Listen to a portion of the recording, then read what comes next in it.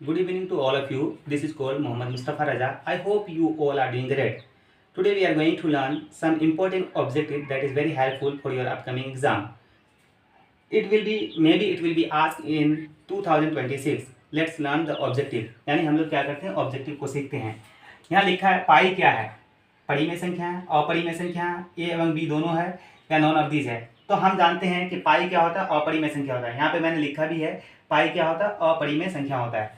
पाई क्या होता है, अपरिमेय संख्या। और पाई का जो मान होता है 22/7, ये फिर परिमेय संख्या हो जाता है। ये क्या होता है, परिमेय संख्या हो जाएगा।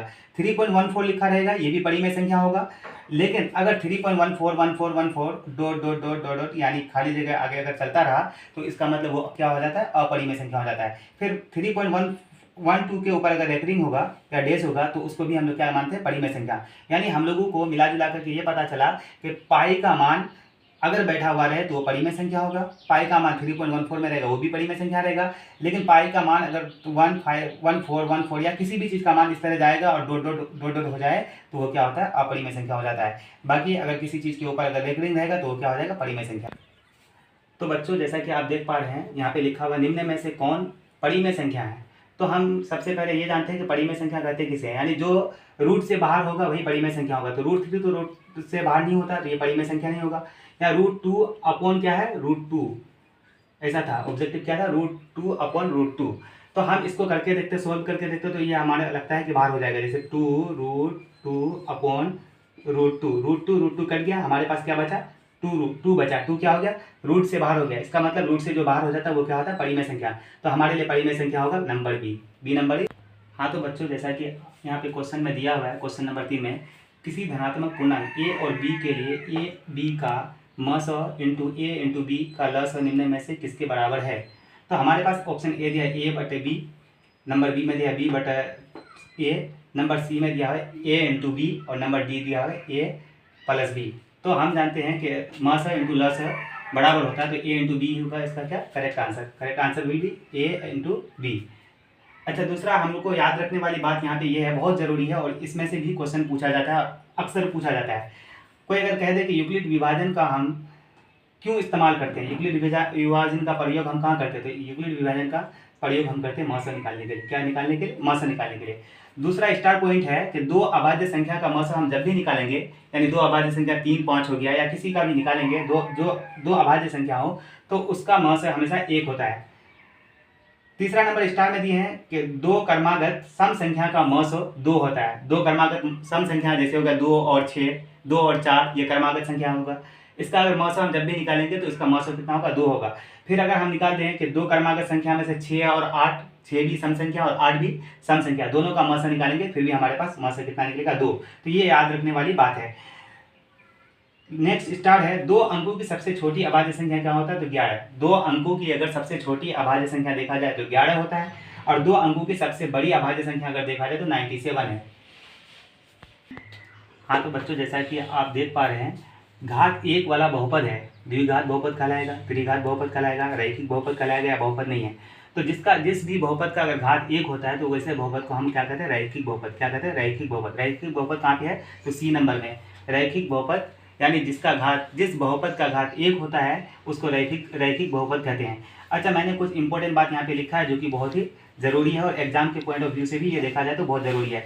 मैंने स्टार पॉइंट में लिखा है रैखिक बहुपद का व्यापक रूप। कभी कभी पूछता है व्यापक रूप क्या होगा, तो ax+b होता है। उसके बाद अगर द्विघात का बहुपद का अगर व्यापक रूप पूछे तो क्या होता है, ax² + bx+c होता है। त्रिघात बहुपद का व्यापक रूप होता है ax³ + bx² + cx+d। इतना तक याद रखने की बहुत ज़रूरी है क्योंकि अक्सर इस तरह का क्वेश्चन पूछा जाता है। दूसरा क्वेश्चन ये भी हो सकता है कि अल्फा प्लस बीटा बराबर क्या होता है, तो अल्फा प्लस बीटा बराबर क्या होता है, -b/a। तीसरा स्टार पॉइंट है अल्फा इंटू बीटा बराबर क्या होगा, तो c/a। और यहाँ पे जो स्टार पॉइंट दिया हूँ 1/α + 1/बीटा बराबर क्या होता है, -b/c। तो बच्चों जैसा कि देख पा रहे हैं क्वेश्चन नंबर 5 में क्या कहता है कि त्रिघात बहुपद का सबसे व्यापक रूप है। अभी जस्ट मैंने इससे पहले वाला क्वेश्चन में पढ़ाया कि बहुपद का व्यापक रूप कैसा है, कौन सा है। तो यहाँ त्रिघात बोला है तो जिस त्रिघात का व्यापक रूप अभी मैंने पढ़ाया ax³ + bx² + cx+d। तो यही हमारा क्या होगा, त्रिघातीय बहुपद। यहाँ देख सकते हो कि इस बहुपद के ऊपर स्क्वायर है, तो ये तो त्रिघात तो हो ही नहीं सकता है। ये कौन सा घात का होगा, तो द्विघात का होगा, क्योंकि इसके ऊपर अधिकतम घात कितना 2। और यहाँ पे जो है हमारा त्रिघात यहाँ पे भी नहीं, क्योंकि इसका घात के ऊपर पावर कितना है 4, तो ये भी नहीं होगा। अच्छा त्रिघात बोला, तो त्रिघात है अगर, तो त्रिघात तो हमारा यही आता है, क्योंकि एक्स स्क्वायर एक्स का अधिकतम घात ही उसका पावर कहलाता है। तो त्रिघात के लिए क्या होगा, a x cube plus b x square plus c x plus d. इसको एकदम जुबान में फ्लुएंसी के साथ याद कर लेना है, ताकि तुमको एग्जाम में कोई परेशानी ना हो। तो त्रिघात का यही हमारा क्या होगा। हाँ, तो ये क्वेश्चन हमारे पास दिया हुआ है, यदि साइन ए बराबर 3/4 तो कोस ए का मान होगा। तो इसके लिए हमको क्या करना पड़ेगा, सोल्व करना पड़ेगा, क्योंकि हम जानते हैं सोल्व साइन थीटा बराबर क्या होता है, साइन थीटा बराबर या साइन ए बराबर p/h। हमारे पास p दिया हुआ है 3 और बटे 4 क्या दिया हुआ है h। और हम लोग जानते हैं कि कोस थीटा का मान होता है, कोस थीटा का कोस ए का अनुपातिक मान क्या होगा, तो b/h। हमारे पास p दिया हुआ है, h दिया हुआ है, लेकिन b दिया हुआ नहीं। तो चलो हम लोग b निकाल लेते हैं। पाइथागोरस प्रमेय से एक त्रिभुज बनाएंगे, त्रिभुज बना दिए, ये a लिख दिए, ये b लिख दिया और ये c लिख दिया। मेरे को p दिया हुआ है, यानी थीटा a था, a के लिए p कौन सा हो जाएगा, तो 3, ये b हो जाएगा 4, तो h बराबर 8। तो h बराबर निकाल लेंगे तो हमारे पास निकालने का आसान हो जाएगा। यहाँ सोल्व कर देते हैं इस मैथ को। तो पाइथागोरस प्रमेय से क्या होता है, पाइथागोरस प्रमेय से h² बराबर under root p² plus b²। h बराबर p का स्क्वायर है हमारे पास 3 का स्क्वायर, 3 का स्क्वायर प्लस b का है 4 का स्क्वायर, उसके ऊपर क्या होगा अंडर रूट। तो हम जानते हैं h बराबर 3 का स्क्वायर 9 प्लस 4 का स्क्वायर 16।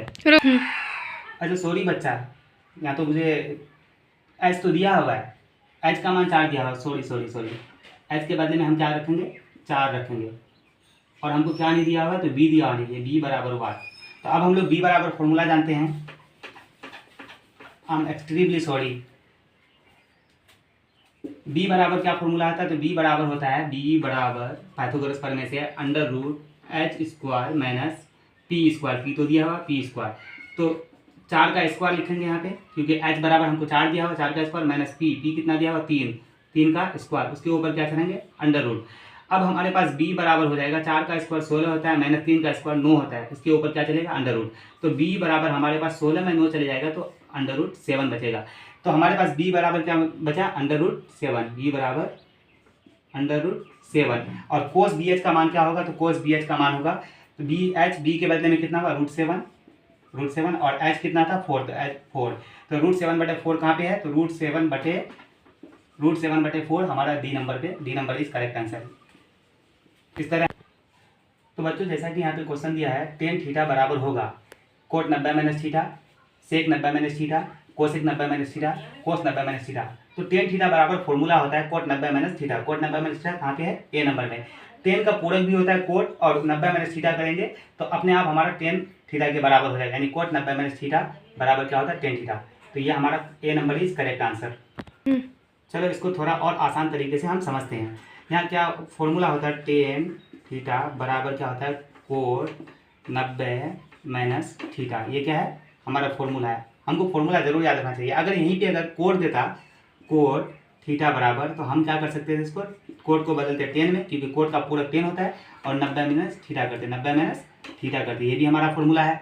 अगर हमको और भी देता तो इसी तरह हम उसको क्या कर सकते थे, चेंज कर सकते थे। साइन थीटा बराबर कोस 90 माइनस थीटा, ये भी फॉर्मूला हमको आना चाहिए।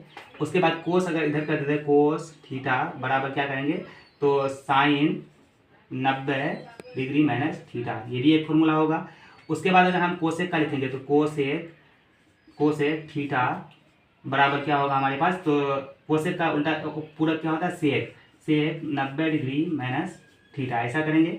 अगर सेक का पूछ दे सेक थीटा बराबर, तो क्या लिखेंगे कोसेक 90 माइनस थीटा, ये हमारा क्या है फॉर्मूला है। इस फॉर्मूला सारा फॉर्मूला हमको जरूर याद रखना है, एग्जाम में बहुत ज़्यादा जरूरी है और बहुत ज़्यादा काम आएगा, ये बहुत महत्वपूर्ण है।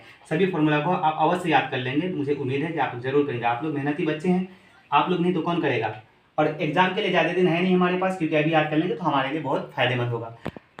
हाँ तो दोस्तों हम नंबर 8 में ये चीज़ सोल्व करना सीखेंगे कि 10 26 है अगर, और बटे 4 26 चलो तो इसको सोल्व करके देखते हैं। इस तरह का अगर हिसाब पूछ दे तो कितना आसानी से हम लोग जवाब दे सकते हैं। सोल्व करते हैं। यानी ये जो दो मान दिया हुआ है उनमें से एक को चेंज करना है। 10 को चाहे तो चेंज करें या कोड को, तो चलो ऊपर वाला को ही चेंज करते हैं। तो अभी हम लोगों ने पढ़ा था कि 10 को चेंज करने के लिए क्या होता है, कोड 90 डिग्री माइनस थीटा ऐसा लिखेंगे, और अपॉन क्या है, कोड 64 ऐसा है।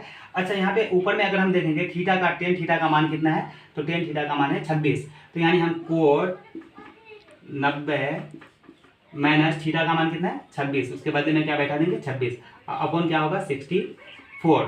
तो हम इसको अगर कोड 64 होगा, क्या होगा कोड 64, इसको अगर हम घटाएंगे तो हमारे पास क्या होगा, कोड 90 माइनस 26 करेंगे तो हमारे पास क्या होता है 64 बचेगा। क्या बचेगा 64, अपॉन कितना है नीचे कोड 64, यानी सेम टू सेम हो रहा है तो ऊपर और नीचे दोनों कट जाएगा, बराबर क्या होगा आंसर 1।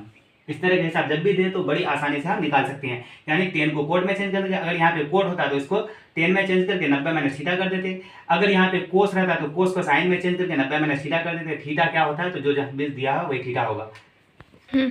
हाँ तो बच्चों जैसा कि हम देख पा रहे हैं क्वेश्चन नंबर 9 में कि किसी बिंदु की x अक्ष से दूरी उस बिंदु का कहलाती है, क्या कहलाती है, भुज कहलाती है, कोटि कहलाती है, अक्ष कहलाती है, आलेख कहलाती है। तो हम जब भी x अक्ष से दूरी कहे तो उसको y निर्देशांक कहते हैं। y निर्देशांक क्या कहते हैं बाबू, y निर्देशांक, y निर्देशांक। इसी y निर्देशांक को हम कोटि भी कहते हैं। क्या कहते हैं, कोटि भी कहते हैं। क्या कहते हैं बाबू, कोटि कहेंगे या y निर्देशांक।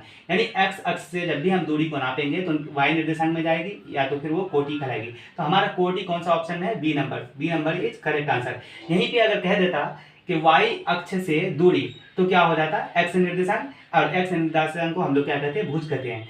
x निर्देशांक अगर हमको बोलता है कि y अक्ष से दूरी उस बिंदु का कहलाती है, क्या कहलाती है, तो हम यहाँ क्या लिखते हैं, x निर्देशांक या भुज। x निर्देशांक को भुज भी कहते हैं, तो हमारा आंसर ए हो जाता है। लेकिन यहाँ पे क्या है कि x अक्ष से दूरी तो y निर्देशांक या कोटि बोलते हैं उसको, क्या बोलते हैं, y निर्देशांक या कोटि। हाँ तो बच्चों जैसा कि देख पा रहे हैं नंबर 10, निम्न में कौन वृत्त का क्षेत्रफल का सूत्र है। ये तो बहुत आसान है, क्षेत्रफल को हमको याद करना पड़ता है। तो चलो यहाँ पे क्या होता है, वृत्त का क्षेत्रफल हम जानते हैं, वृत्त का क्षेत्रफल बराबर क्या होता है, pi r square. Pi r square किसमें है, number c number is correct. अगर वृत्त का परिधि पूछ देता, वृत्त का परिधि, तो क्या लिखते हैं, बराबर 2 पाई आर। वृत्त का परिधि बराबर 2 पाई आर, और उसका अगर क्षेत्रफल बोलेगा तो पाई आर स्क्वायर। हाँ तो बच्चों जैसा कि 10 नंबर क्वेश्चन में है, सांची बारंबारता वक्र कहलाता है, क्या कहलाता है, त्वरण कहलाता है, आयत चित्र कहलाता है, दंड आलेख कहलाता है, या बारंबारता बहुभुज।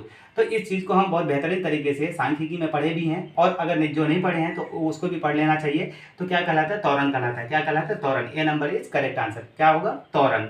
इसको एकदम बिल्कुल याद कर लेना, संचय बारंबारता वक्र कहलाता है, त्वरण कहलाता है। क्या कहलाता है, त्वरण। यूक्लिड विभाजन एल्गोरिथम दो धनात्मक पूर्णांक में निम्न में से किसे परिकलित करने की तकनीक है। 12 नंबर पे इस क्वेश्चन को हम सोल्व करते हैं। और इससे पहले हम लोगों ने शायद 2 या 3 या 4 नंबर में मैंने बताया भी कि यूक्लिड विभाजन जो भी होता है उसका किस चीज़ के लिए इस्तेमाल करते हैं, तो मौसों के लिए। किसके लिए निकालते हैं, मौसों के लिए। यूक्लिड विभाजन किसके लिए काम में आता है, मौसों के लिए। तो यहाँ पे मेरा option number B is correct answer. किसके लिए, मौसों के लिए। तो यूक्लिड विभाजन किसके लिए होता है, मौसों के लिए। तो हमारे लिए ये आंसर सबसे ज़्यादा सूटेबल है, तो इसी को हम B number is correct answer. हाँ तो बच्चों अभी हम लोग क्वेश्चन नंबर 13 को सोल्व करते हैं। क्या लिखा है, प्रथम 5 पूर्ण संख्याओं का माध्य कौन होगा। तो सबसे पहले हम लोगों को ये जानना पड़ेगा कि पूर्ण संख्याओं का माध्य बराबर फॉर्मूला क्या होता है। तो हमने यहाँ पे लिख दिया है, पूर्ण संख्या का माध्य बराबर क्या होता है, n-1/2। n कितना दिया हुआ, 5। n कितना दिया हुआ है यहाँ, 5। तो 5 लिखेंगे, क्या लिखेंगे, 5 माइनस क्या करेंगे, 1/2। तो हम 5 में से, यहाँ देखो 5 में से 1 घटा देंगे, क्या बचेगा, 4/2, यानी 2 दूना 4। क्या निकला हमारे पास, 2 आंसर कहाँ पे है, तो B number is correct answer.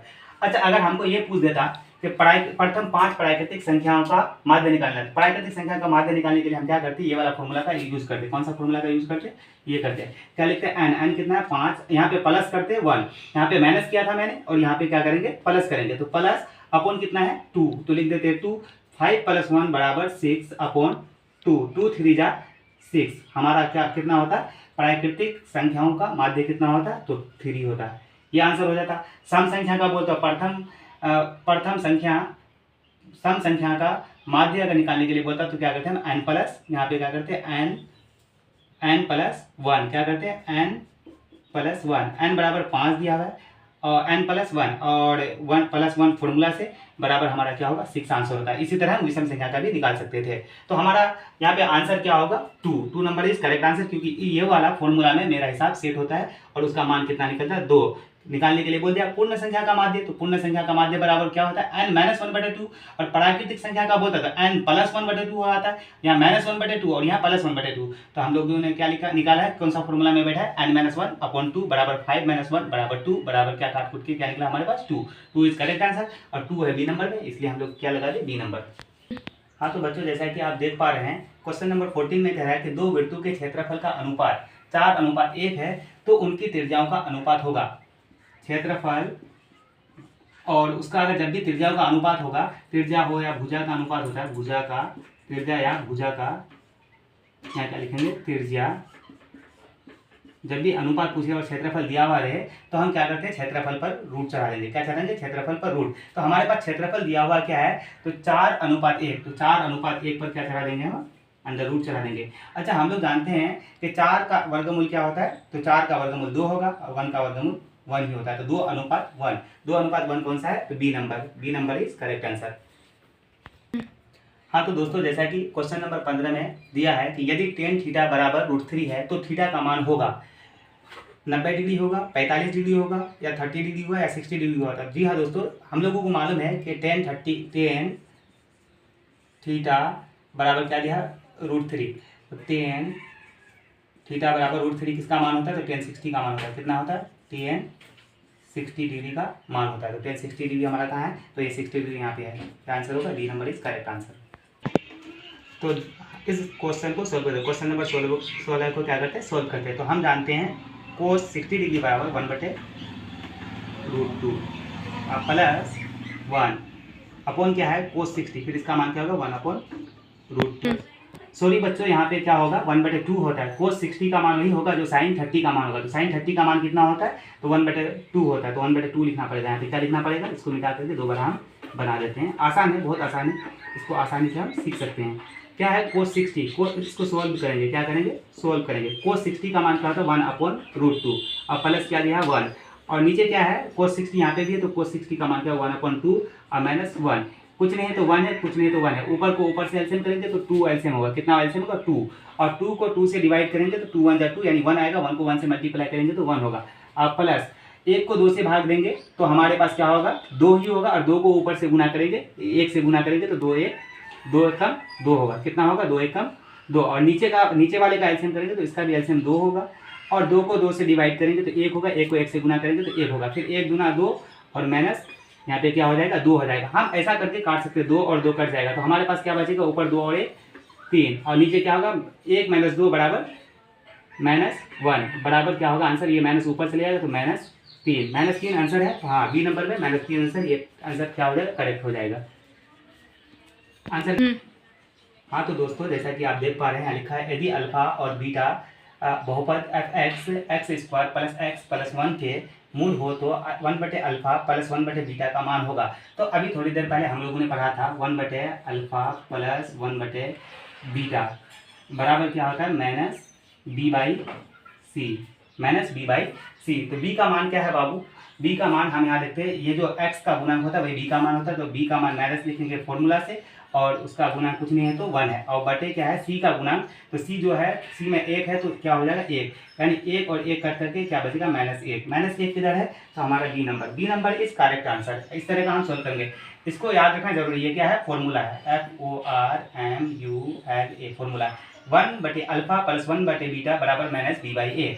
ऐसा भी तुम लोगों ने फॉर्मूला जरूर होगा, अल्फा प्लस बीटा बराबर क्या होता है -b/a, और यहाँ पे क्या है b/c। अच्छा उसके बाद अल्फा इंटू बीटा बराबर क्या होता है c/a, इसको याद रखना जरूरी है। एक फॉर्मूला ये हो गया, और एक हो गया ये, और एक हो गया ये, सारा फॉर्मूला को क्या करेंगे हम याद रखेंगे। हाँ तो बच्चों जैसा कि यहाँ पे दिया हुआ है बिंदु -4 और 3 किस चतुर्थांश में है, इसके लिए हम थोड़ा सा क्या करेंगे एक फिगर बनाते हैं, ऐसा लिखेंगे सोल्व, और यहाँ क्या करते हैं यहाँ कहा प्रथम चतुर्थांश में, द्वितीय चतुर्थांश में, तृतीय चतुर्थांश में, चतुर्थ चतुर्थांश में। इसके लिए क्या करते हैं x और y लिखते हैं। इसको, इस अक्ष को हम लोग प्लस जानते हैं, इसको भी हम लोग प्लस जानते हैं, ये माइनस होता है और ये भी माइनस होता है। जो प्लस, पहले हम क्या करेंगे, एक्स वाले की तरफ रखेंगे, इस कॉर्नर के लिए एक्स के लिए क्या है प्लस, और इधर भी क्या होता है प्लस। ये क्या होता है माइनस और प्लस, ये क्या होता है माइनस और माइनस, माइनस और माइनस, ये क्या होता है माइनस और प्लस, ये क्या होता है प्लस और प्लस, और ये क्या होता है प्लस और माइनस। तो हम यहाँ से गिनना शुरू करते हैं प्लस प्लस से, और ऐसा करके घूमेंगे हम। तो ये पहला हो गया प्रथम चतुर्थांश, ये हो गया द्वितीय तो दूसरा चतुर्थांश, ये तीसरा हो गया तो तृतीय चतुर्थांश, और ये चौथा हो गया तो ये चतुर्थ चतुर्थांश। तो हमारा माइनस और प्लस यहाँ पे हिसाब में दिया हुआ क्या, -4 और +3। तो माइनस यहाँ पे आ रहा है मेरा कौन सा चतुर्थांश में, माइनस और प्लस, माइनस प्लस द्वितीय चतुर्थांश में आ रहा है। तो द्वितीय चतुर्थांश आंसर है, हाँ तो है B number is correct answer. इस तरह हम चतुर्थांश को निकालने का तरीका जानते हैं, और इसको थोड़ा सा ध्यान में रखेंगे तो आसानी से हमारा चतुर्थांश निकल जाएगा।